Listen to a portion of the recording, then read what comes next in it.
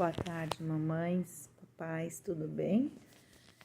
Tô eu e a Brendinha aqui embaixo do cobertor. Diz oi, filha. Diz oi pro pessoal. Diz oi. Diz boa tarde. Então vamos continuar nosso bate-papo sobre quando a gente recebe o diagnóstico. Então, com 3 meses, a Brena começou as terapias, né? Fisioterapia, aos poucos TO, fono. E ela começou uma vez por semana e à medida a gente foi aumentando, né? Com o passar do tempo a gente foi aumentando as terapias dela por semana. E foi muito bacana, assim, ver a evolução dela, né?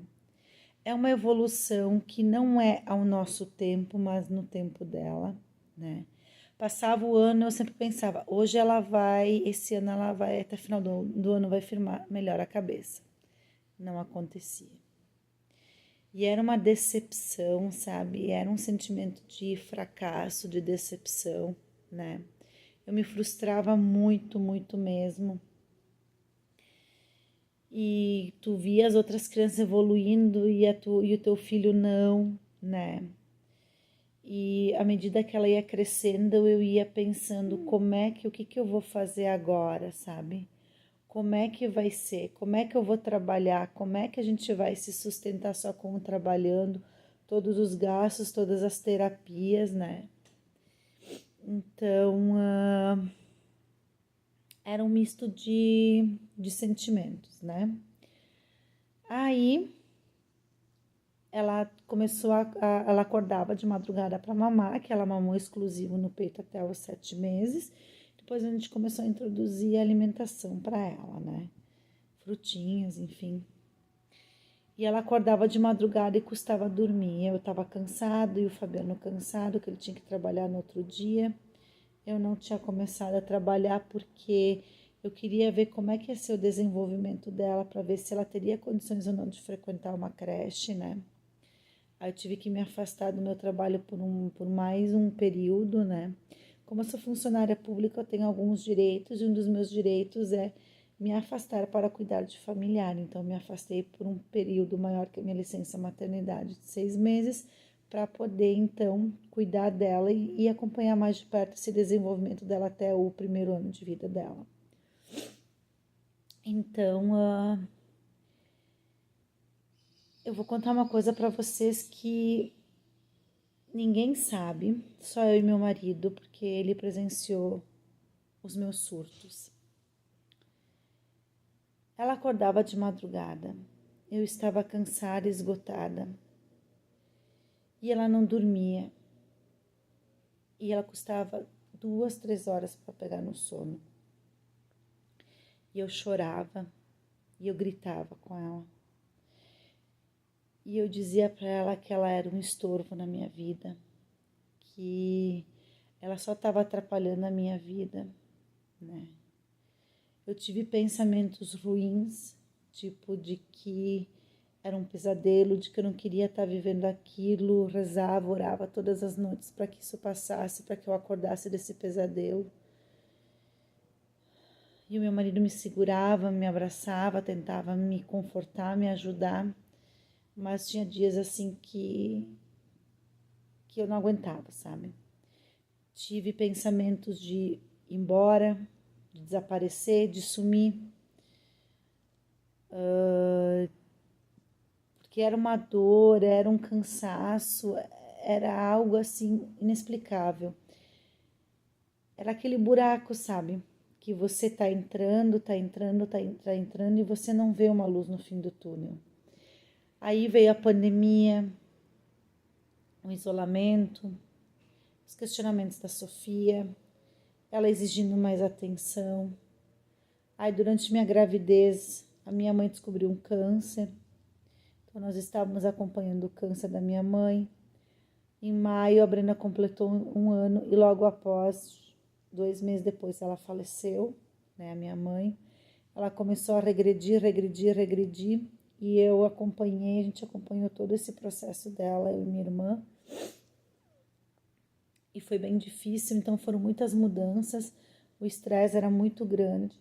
A Brenda recente tinha começado a ir para a escolinha, porque a gente botou ela na creche, e aí veio a pandemia, ela teve que voltar para casa. Aí eu ia começar a trabalhar, aí eu não consegui, tive que me afastar por mais um período, e veio a pandemia, e eu tive que ficar mais tempo em casa.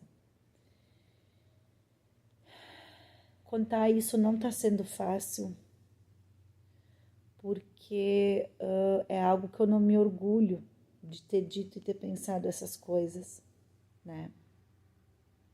E entender todo esse processo, tudo que nós estávamos passando, demorou, né? Demorou.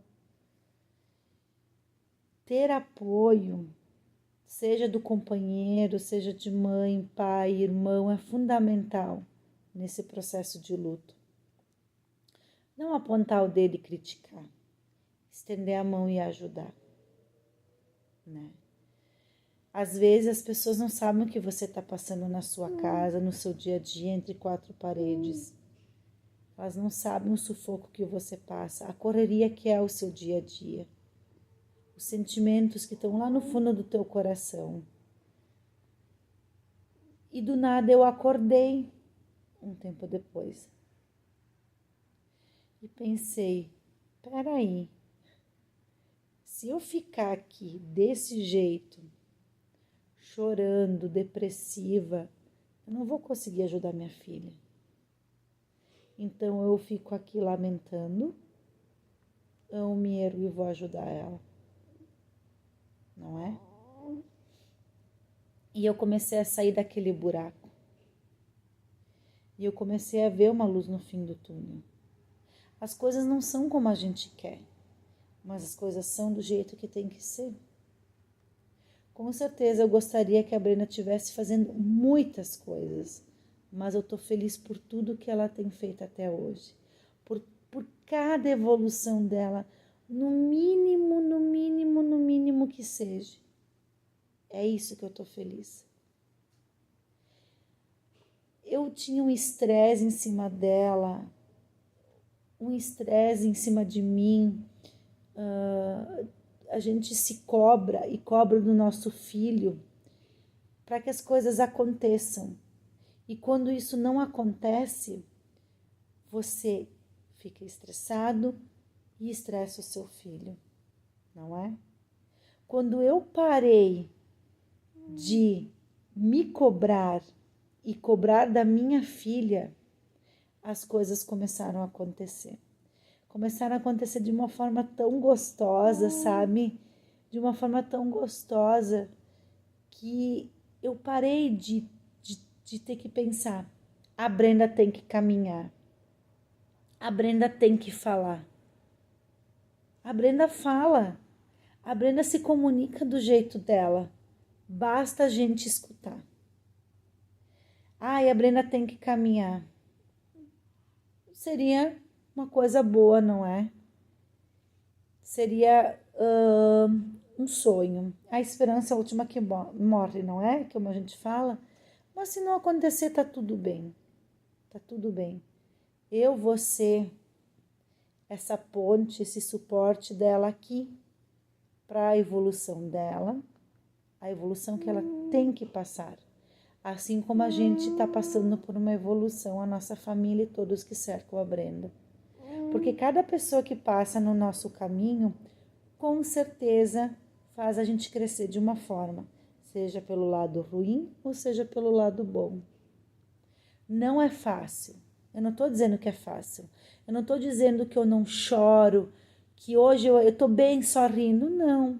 Tem momentos de crise, tem momentos que eu choro, tem momentos que eu quero um dia assim, só para mim, sem ninguém por perto. E tá tudo bem.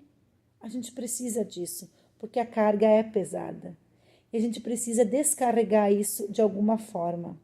Fazendo uma academia, fazendo um passeio, fazendo uma yoga, fazendo uma meditação. A gente tem que descarregar as nossas frustrações, as nossas energias ruins em algum lugar e não nos nossos filhos, tá? Então, eu vou falar depois mais um pouco sobre como é que foi esse meu processo, né? Quando a gente descobriu o diagnóstico da Brenda. Um beijo para todos. Dá tchau, Brendinha. Tchau. Beijo. Diz beijo.